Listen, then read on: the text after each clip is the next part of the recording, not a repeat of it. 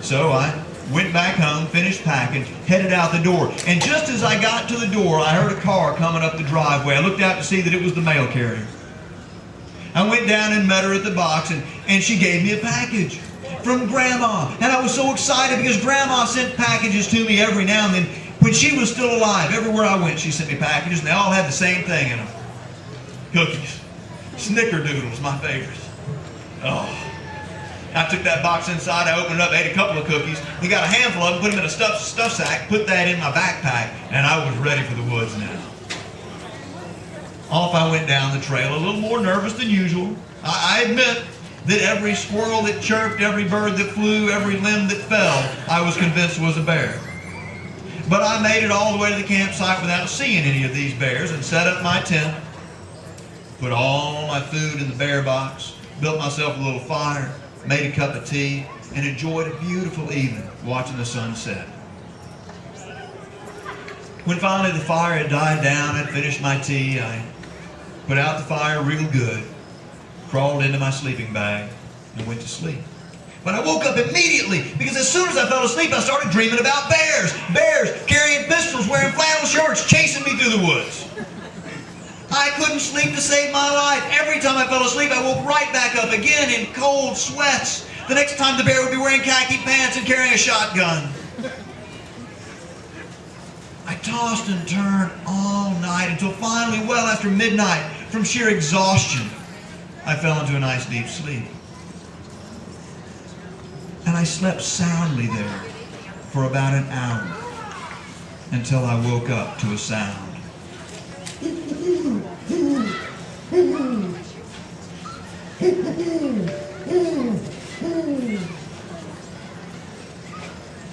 It was a great horned owl.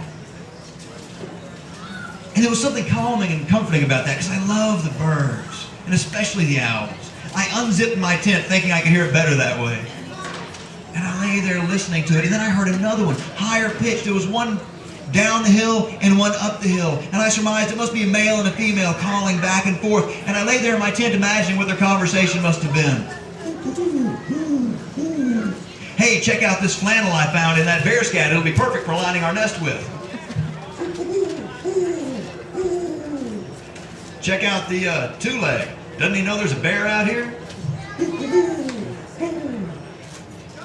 I listened and I found myself finally laughing at myself that I'd been so afraid. I mean, these were the same woods I went to all the time. They were safe. It was okay. When finally the owl calls faded off, I rolled over my sleeping bag and fell back asleep and slept soundly until just before sunrise.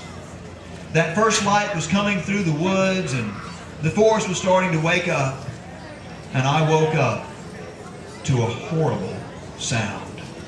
This time it was not an owl. I woke up to a sound that I can only compare to someone dragging a handful of 10-penny nails across a blackboard. It sounded like Freddy Krueger was right outside my tent, sharpening his blades on a rock. I rolled over. The tent door was still open, and I looked out to see 12 feet away the bear box, and just the other side of the bear box, a bear. He was sniffing around that box, scratching and scraping at the top with his claws, trying to get in to my breakfast. But no matter how hard he scraped, he couldn't get through the box. My heart was racing as he circled and circled. When finally he couldn't get through, he started digging at the base of the box and burrowing into the dirt, trying to get underneath the box to get to my honey. When finally that didn't work, he jumped on top of the box, stood up on his hind legs, shadow boxed in the air, and slammed his paws down on top. It was at that point that he must have realized he could not get to the food.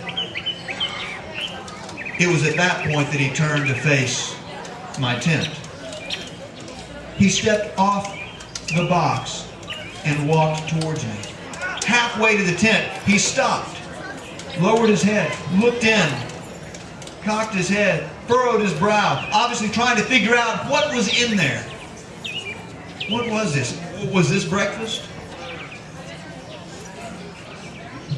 My heart went from racing to stopped.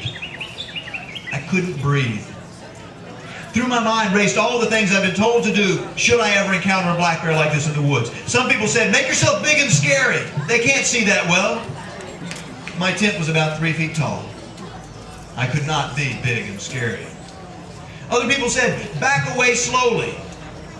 My tent had one door, and it faced the bear. Other people said, play dead. I checked my pulse. Couldn't detect one. Still wasn't breathing. So I decided to go for option number 3. And I lay there as that bear just looked in, cocking its head back and forth. I could see its eyes adjusting to the darkness in the tent. It took another step forward, grunted and snorted and pawed at the ground, and I knew this is it. There's nothing I can do. There's nowhere I can go. The bear is coming in, and I'm going to be breakfast. There will be more police tape. But just as I made peace with that this was how I would end, and what a great story it would make for me to tell, the bear suddenly raised back up, turned its head, and wandered around the corner of my tent. That was it. There would be no story. I wasn't going to be eaten by the bear. Or was I? I couldn't see where it went once it went around the corner. I didn't know if it was climbing a tree for an aerial assault. I lay there for the longest time and then realized if I don't get out, I'm not going to make it back in time for work. I need to get out. I need to pack up. I need to go. So cautiously, I crawled out of the tent and looked each way. Didn't see anything. I looked up in the trees. Finally, I stood up and looked back beyond the tent. There was no sign of the bear. So as fast as I could, I tore down my tent. I pulled out my bag with all the food in it. There would be no breakfast this morning. I stuffed my tent, my sleeping bag in my pack, threw it on my back, and I ran down that trail as fast as I could. About the time that I was completely out of breath and couldn't run another step, I realized how foolish that was, as if I could outrun a hungry bear. So I stopped. I sat down and once again found myself laughing at myself and realized I was going to have to eat something. And I pondered pulling out my camp stove and making some oatmeal, and I rummaged around in the pack, and that's when I felt the bag of cookies. Snickerdoodles.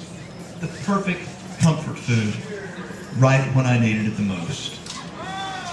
I sat there on the trail, allowing my heart to settle back down. I ate 2 or 3 of those cookies, kept a couple more for the trail, put my pack on, and rather quickly made it the rest of the way out of the woods, back home. And didn't go back into those woods for a couple more weeks after that. Well, I never saw that bear again, thankfully. And about 10 more years passed.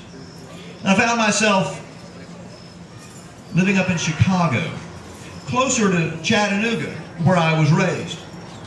And from there, I was able to come down more often to visit family, and mainly to visit with my brother, to go backpacking and to go fly fishing, something we both love. And I came down for one of those trips, and we backpacked into the Smoky Mountains, up the Little River Trail, set up our camp about 6 or 7 miles in. And we fished for a couple of days, and we woke up one morning and it was pouring down rain. And there would be no fishing. Fortunately, we had a tarp strung up in the woods to keep us dry. We made a pot of tea, and we sat there on a couple of boulders, sipping our tea and telling stories. And after a while, I looked at my brother and I said, Jeff, did I ever tell you about that bear out in the redwoods? And he said, no. And I couldn't believe I'd never shared that story with him. So there in the Smokies, in the rain, I told him the complete story of that bear in Redwood National Park. And he sat there wide-eyed, amazed by the whole thing. And I finished the story and I said, isn't that incredible? And he said, Jim, you don't know the half of it. That's what do you mean I don't know the half of it? It's my story. He said, but wait till you hear this. He said, but first, when exactly did that happen? And I thought back, and I was able to come up with the year and at least the month. And he said, you've got to be kidding me. This story took place that same month. It might have been the same week, could have been the same day. And I said, well, tell me the story. And he said, okay. He said he had decided to do a solo backpacking trip in the Smokies. No fishing, just backpacking, moving his camp every night, covering a lot of ground. Of course, he'd gone by Grandma's house before heading into the woods. You know, you got to have some of her cookies. Now, his favorites are chocolate chip. And he got a bag of those cookies and put them in his pack, and off he went. And he's about 3 days into a 5-day trip in the Smokies when he decided to stop and take a little nap. It was autumn. The leaves were falling. It was a beautiful day. He found a nice leafy area alongside the trail. He took off his pack, pulled out the cookies, ate one, and then lay down in the leaves, resting his head on his pack, and fell asleep. He said he slept there for about 20 minutes and suddenly woke up. He said he woke up not because there was a sound, not because anything startled him, but he just woke up with that feeling you get when something just isn't right. We've all had that feeling, right? You know something's wrong, like maybe you're being watched. He looked to his right and his left, and he raised up his head. He's laying on his back, and he scanned the forest beyond his feet, and there was nothing there. A squirrel, a blue jay. He figured it was probably a dream, and so he closed his eyes to nap some more, but he couldn't sleep. The feeling wouldn't go away. It was like a tingling in his chest that radiated out through his limbs, made him feel weak. So once again, he looked to his left, to his right, beyond his feet, but this time he looked backwards, slowly looking back up at the trees behind him, and then he followed the trees down to their trunks, and the trunks down to the ground, where 8 feet behind him was a bear. Now Jeff has been laying on his back at this point, looking over his shoulder. The bear's laying on his belly. His first thought was to roll over, so it wasn't quite as vulnerable. He did that, and he looked at the bear, and he noticed the bear didn't quite look him in the eye. And then he remembered the cookies, still in his hand. He looked at the bear, and the bear looked at the cookies.